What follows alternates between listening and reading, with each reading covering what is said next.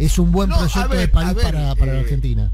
Acá la cuestión de fondo es que esos 44.000 millones de dólares los vamos a pagar nosotros, claro, lo van a pagar la próxima generación de argentinos. Obvio. O sea, el chiste geopolítico de que Estados Unidos, o no solo, no solo Estados Unidos también, todos los socialdemócratas europeos también, y toda la nueva derecha liberal progresista tipo Macron también, apoyaron para que a la Argentina le den el acuerdo del fondo. Vamos a ser honestos también, ¿no? Porque pareciera ser que el único que estaba de acuerdo a apoyar a Argentina en el Fondo Monetario era Estados Unidos. No, el único que hasta donde yo sé, con los votos de Estados Unidos no se puede. El único Estados que Unidos tiene capacidad de veto, no capacidad de voto para conseguir todos los votos, ¿no? La única que se negó fue Alemania. Christine Lagarde era francesa, ¿no? Claro. Europea, ¿no? Sí. Y después de hacer el desastre que hizo en la Argentina, que todo el mundo lo describe, pero no tiene ningún tipo de sanción, la pusieron de presidenta del Banco Central Europeo, la mandaron a controlar la política monetaria en Europa, la ascendieron. O sea, acá vamos a ser sinceros, la plata no la va a poner ni Macri ni Alberto Fernández, la vamos a poner nosotros. Eso sí. Y nunca se va a investigar esto. O sea, la piedra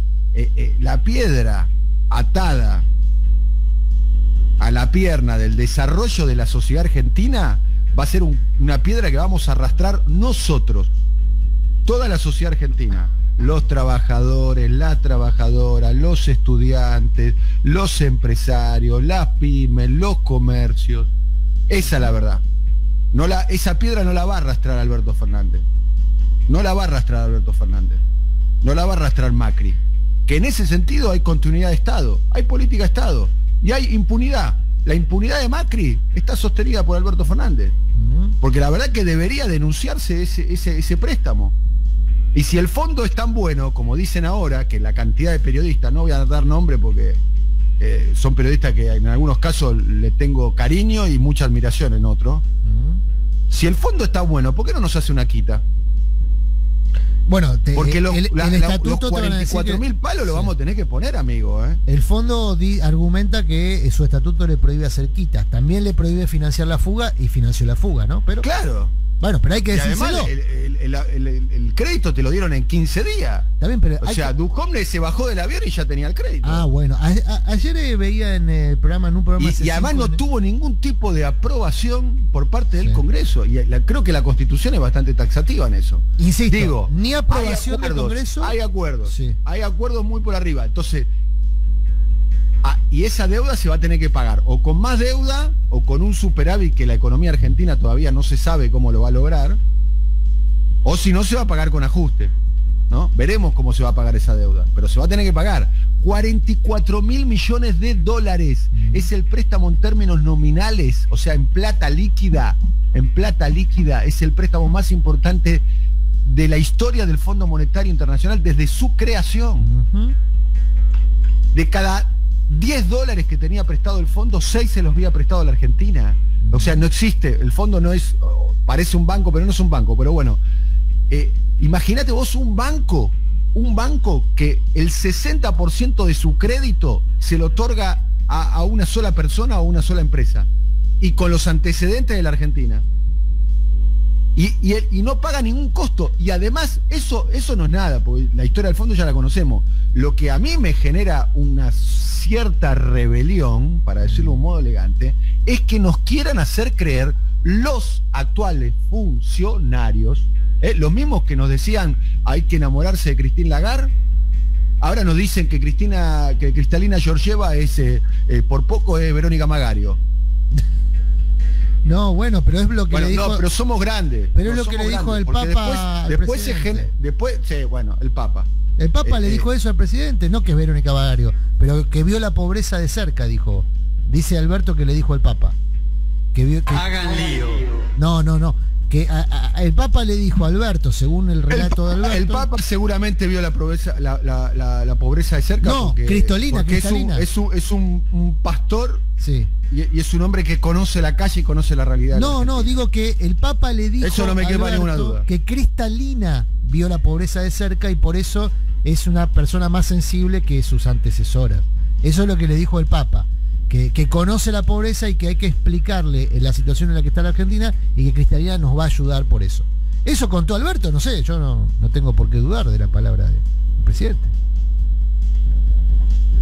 Pero bueno, digo, el Papa cree que Cristalina también, que el fondo, es de los que creen que el Fondo Monetario es distinto con Cristalina. Es de los que creen eso, yo qué sé. Tal vez están en lo cierto. No le das el beneficio de la duda. Para tu modo de ver, el fondo es el mismo fondo que siempre. Que por más que Cristalina haya vivido... No, y ahora nos quieren hacer creer, además. Dice, no, porque el fondo reconoció que se equivocó. ¿Reconoció que se equivocó y qué? Y los 44.000 palos lo tenemos que pagar nosotros. Pero esos 44.000 palos es menos educación, menos ciencia, menos tecnología, menos vivienda, menos agua potable, menos jubilaciones, menos capital de trabajo para las empresas. O sea, no es gratis esto. 44.000 millones de dólares que se lo fumaron en una cosa inédita. No hay un antecedente en la historia económica contemporánea de la humanidad de lo que hizo Macri. En serio les digo, es gravísimo lo que hizo Macri.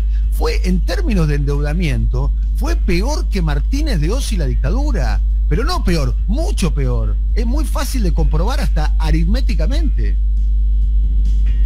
Sí.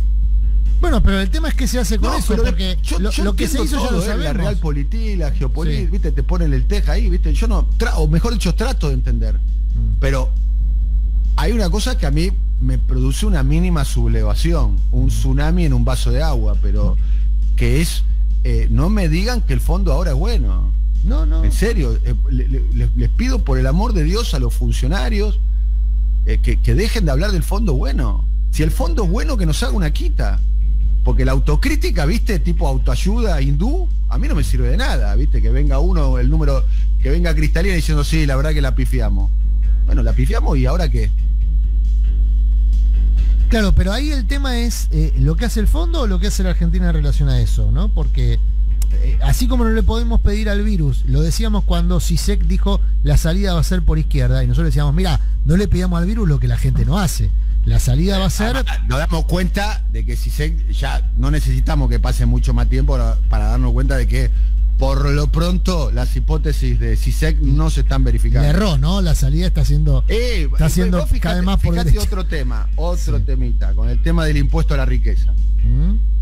Impuesto que en mi modo de ver yo no lo impulsaría, mirá lo que te digo. Y ya lo dije antes, lo digo ahora, porque la verdad que para peleártelo con lo que te tenés que pelear, con el costo de valor simbólico que tenés que tener, porque además no sabés si vas a ganar por 1.500 palos, me parece como demasiado. Yo creo que la cuestión de fondo, por lo que pude averiguar, podría ir por otro lado. Por ejemplo, con una reforma fiscal un poco más profunda. Algo que estaría impulsando el gobierno, vamos a ver cómo es la reforma fiscal. Hay que verlo. Pero fíjate, el impuesto a la riqueza, que cuando empezó la pandemia era una discusión que se daba en la Argentina y en el resto del mundo. Bueno, no va a salir, hasta donde yo sé, por lo que sigo del tema, el impuesto a la riqueza no se está en España ya enrollaron el barrilete también. Lo proponía Podemos, Unidas Podemos proponía el impuesto a las grandes fortunas en España, pim, y ya enrolló el barrilete. Me parece que lo que están discutiendo ahora es si hay una renta básica. Sí, acá tampoco saldría la renta básica, lo que dijo Guzmán la semana pasada, ¿no? Que él no ve con buenos ojos la renta básica universal tampoco. La verdad es que no está clara la hoja de ruta, Daniel, y ese es un tema. Y yo no estoy pidiendo un plan, quiero aclarar esto, porque los que piden plan como los que piden flan son los mismos, digamos, son los que consideran que el único plan posible es el ajuste, es la reducción de salarios, es la destrucción de derechos laborales, como por ejemplo ayer Lavagna, que es consejero del presidente, presentó en una carilla y media un plan de destrucción de derechos laborales. Hay que llamar las cosas como son, o si no seguimos verseando. O sea, Lavagna, que es consejero del presidente, llamó a destruir derechos laborales como forma de reconstruir la Argentina, que en realidad es mantener los privilegios de la gente que ya está en la élite. En realidad acá la discusión es si vamos a mantener el statu quo o vamos a aprovechar la pandemia para romperlo. Reforma laboral que a mi modo de ver se tiene que hacer. No, pero bueno, tenemos una discusión con eso. La reforma laboral... La reforma laboral en algunos aspectos para favorecer a la generación de empleo y reforma laboral, o mejor dicho, legislación laboral para que favorezca la generación de empleo y favorezca la generación de empleo con derechos. Depende de las actividades. Porque con derechos. Bueno, fíjate, es algo que yo conozco humildemente. Sí. He participado de varias iniciativas sobre el tema de la ley de teletrabajo. Sí. Bueno, y ahí se legisló y la verdad que he participado de un foro donde estuvo José Urtubey de la UIA, donde estuvo Marilyn Sacnún, la senadora, donde estuvo Claudio Marín de FOETRA, y es una ley muy buena. Bueno, ahora hay que ver cómo se aplica. No para los empresarios. Los empresarios la están combatiendo aún después de sancionada. Se equivocan. Bueno, está bien. Por eso digo que es un debate. Se equivocan como se equivocan. Los empresarios se equivocan. Bueno, si creen que esa ley es mala para ellos, en mi modo de ver, se equivocan. Bien. Es una ley que garantiza derechos para los trabajadores, lo cual habla de... Es una ley beneficiosa. A la larga es una ley beneficiosa para ellos. Te voy a decir una cosa. Los sindicatos en Argentina, en los últimos 20, 25, 30 años han sido recontra super permeables en retocar sus convenios colectivos y en realizar múltiples reformas de los convenios colectivos para ir ajustando esos convenios a ir actualizándolos. Ahora hay un tema ahí.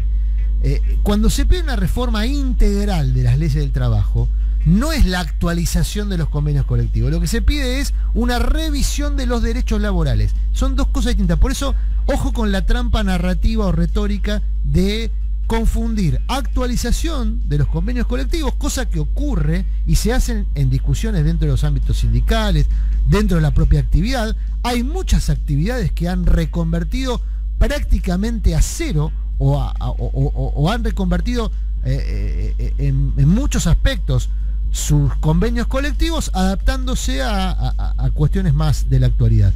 Eso es una cosa, y otra cosa es plantear, es lo mismo cuando se plantea, Daniel, la cuestión del costo del sistema de cobertura social, o cuando se plantea directamente el déficit fiscal, se pone el centro de la discusión en el déficit fiscal, y en la Argentina se sabe que el déficit fiscal se explica por dos cosas: por los subsidios a la energía, tanto a la producción como a la comercialización, pero fundamentalmente a la producción, cosa que casi que ni se menciona, y por el sistema previsional.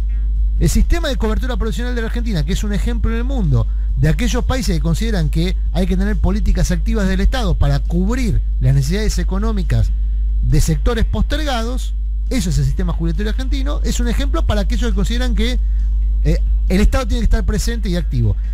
Ahora, para los ortodoxos es un ejemplo de lo contrario. Te propongo, si estás de acuerdo, hacer un punto.